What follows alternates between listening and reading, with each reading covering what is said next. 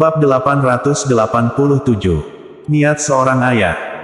Melihat peti merah itu, hati Jerry tiba-tiba muncul firasat buruk. Dia pun segera berlari masuk. Tuan Yang. Begitu dia masuk ke dalam, Toro langsung menyambutnya. Saat ini, Viola sudah memakai pakaian duka, lalu berlutut di depan peti sambil menangis. Jerry sudah tahu siapa yang berbaring di dalam sana tanpa bertanya pada Jerry. Apa yang terjadi? Suara Jerry ada nada marah. Dia benar-benar tidak bisa menerimanya. Semalam, dia baru bertemu dengan Dr. Feng, hari ini dia sudah berbaring di dalam peti. Toro berkata, kemarin malam, Dr. Feng tiba-tiba meninggal. Viola bilang Dr. Feng sebelumnya sudah ada luka parah, jadi ini termasuk kematian yang normal. Setelah mendengar penjelasan Toro, amarah dalam hati Jerry baru pelan-pelan hilang. Tadi dia masih mengira semalam benar-benar terjadi sesuatu, seperti Dr. Feng diam-diam dibunuh orang, tapi malah karena dia sebelumnya sudah terluka parah. Kamu bilang, Dr. Feng sudah lama terluka parah. Siapa yang melukainya? Jerry menangkap poin utama dari kata-kata Toro, lalu bertanya dengan ekspresi serius. Semalam, dia sudah merasakan kekuatan Dr. Feng seharusnya berada di alam dewa.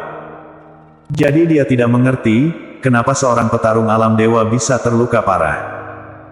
Toro menggelengkan kepala, aku juga kurang tahu, Viola sedang sedih, jadi tidak bisa banyak tanya. Hanya bisa tunggu beberapa hari lagi, baru bertanya padanya.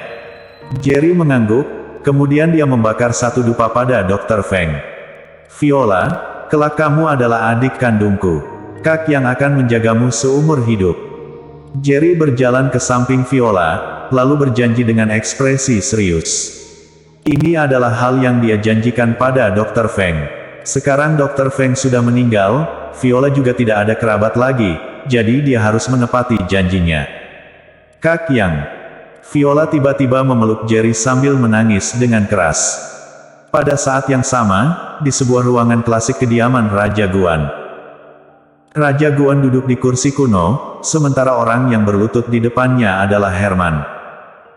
Karena sepasang tangannya sudah dipatahkan, jadi Herman terlihat sangat sakit. Dia berlutut di lantai, juga menundukkan kepalanya sambil menggigit bibirnya dengan kuat, tatapannya penuh dengan rasa enggan. Apa kamu sudah tahu kesalahanmu? Raja Guan bertanya dengan tegas.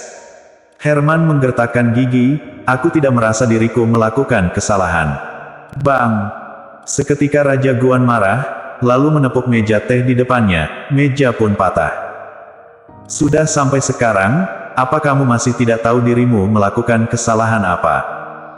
Raja Guan bertanya dengan marah, menyinggung seorang jenius seni bela diri yang setidaknya sudah mencapai alam Raja Puncak.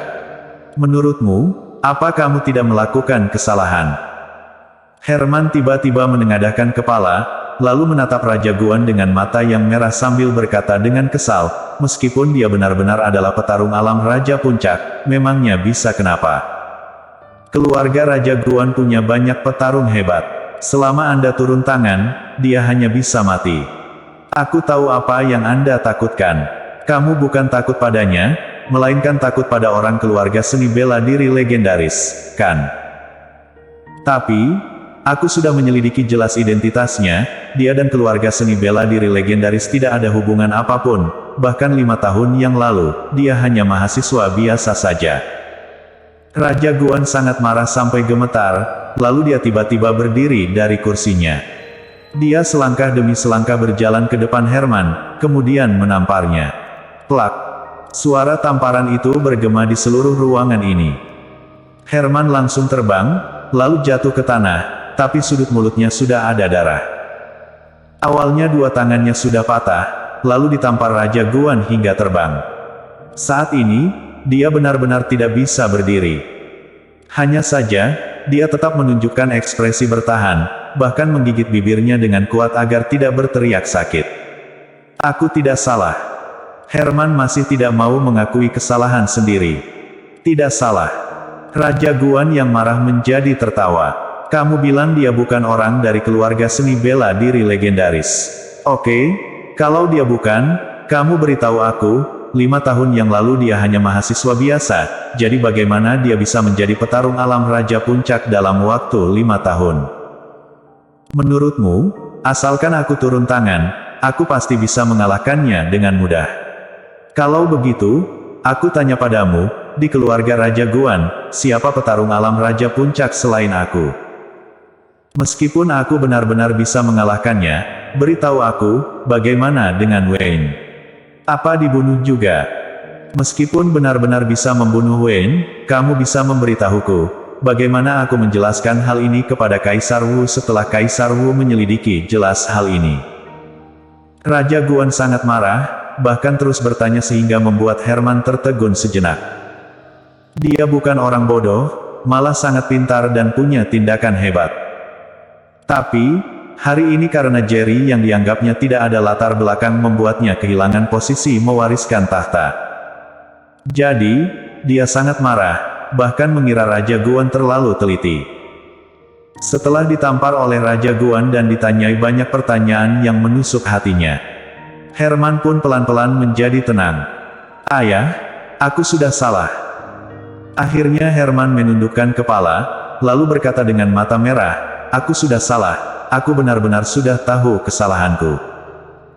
Melihat Herman yang menangis sedih, Raja Guan pun merasa tidak tega, lalu berkata dengan menggertakkan gigi, bukan hanya kamu yang menyelidiki Jerry. Ketika Jerry masih di kota Yan, aku sudah menyelidikinya. Dalam 5 tahun ini, dia dari orang biasa berkembang sampai tahap hari ini, bisa dibilang darah di dalam tubuhnya kemungkinan ada aliran darah dari keluarga seni bela diri legendaris. Hanya darah murni dari keluarga seni bela diri legendaris baru bisa menggunakan waktu 5 tahun yang singkat bertumbuh menjadi petarung alam Raja Puncak. Raja Guan terlihat seperti kecewa pada anaknya yang tak berubah menjadi baik ini. Lalu, dia berkata dengan marah, alam Raja Puncak hanya tebakan terhadap kekuatannya saja, sementara rasa yang dia berikan padaku adalah sangat kuat. Bisa dibilang, kekuatannya mungkin sudah mencapai alam dewa. Kalau aku benar-benar bertarung dengannya, lalu membiarkan dia tinggal di sini, mungkin hari ini akan menjadi hari kiamat keluarga Raja Guan. Raja Guan terlihat sangat serius, bahkan Wayne yang ditampar terbang Jerry saja tidak marah pada Jerry, malah menyanjungnya. Apa Wayne adalah orang bodoh? Dia sebagai ketua kedua keluarga Kaisar Wu, apa dia tidak tahu seberapa penting keluarga Raja Guan bagi keluarga Kaisar Wu? Tapi, akhirnya dia memilih Jerry. Kenapa? Karena dia merasa, kalau dia bekerja sama dengan Jerry, Jerry pasti akan memberi keuntungan besar bagi keluarga Kaisar Wu. Keuntungan ini bahkan bisa lebih penting dari keluarga Raja Guan bagi keluarga Kaisar Wu. Setelah mendengar perkataan Raja Guan, Herman langsung mengerti, bahkan terlihat sedih. Ayah, aku sudah tahu kesalahanku. Kamu kira aku benar-benar tidak mau kamu lagi, jadi tidak memberimu hak untuk bersaing merebut tahta keluarga Raja Guan di depan umum. Raja Guan tiba-tiba bertanya lagi. Sepasang tatapan mata Herman tiba-tiba berbinar, ayah, maksud Anda? Sekarang di keluarga Raja Guan, selain Dreyan, masih ada siapa yang mempunyai hak untuk merebut posisi tahta Raja denganmu? Raja Guan berkata dengan ekspresi kecewa, Dreyan hanya suka pada seni bela diri. Kelak tingkat seni bela dirinya pasti tidak rendah dariku. Aku mendiskualifikasimu untuk memperebutkan tahta hanya untuk menunda waktu. Asalkan kamu bisa bangkit lagi, kelak kamu akan menjadi satu-satunya pewaris tahta raja. Di situasi seperti itu, aku berinisiatif untuk menjadikan Dreyan sebagai pewaris, hanya ingin dia mengingat budi ini. Sementara Dreyan tidak mewakili satu orang saja, melainkan semua orang di faksi Dreyan. Ayah sedang membantumu untuk mencapai tujuanmu. Saat ini, Herman baru mengerti Raja Guan benar-benar memikirkan masa depannya. Herman segera berlutut, bahkan bersujud di lantai, ayah, aku sudah tahu diriku salah. Kelak, aku tidak akan membuat ayah kecewa lagi. Bersambung.